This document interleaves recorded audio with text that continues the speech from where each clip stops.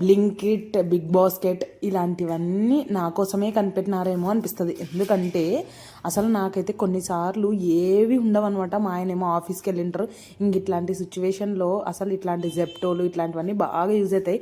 ఇంకా అన్నీ ఆర్డర్ పెట్టేసుకున్నా ఇవన్నీ వీటన్నిటికీ. కానీ చాలా ఎక్స్ట్రా ఖర్చు అవుతుంది అనమాట. ఇంకా పర్లేదు, ఎందుకంటే వాళ్ళు వస్తారు కాబట్టి, డోర్ డెలివరీ చేస్తారు కాబట్టి వాళ్ళకు ఒక 30-40 రూపీస్ వెళ్ళిపోతుంది ఎక్స్ట్రాగా.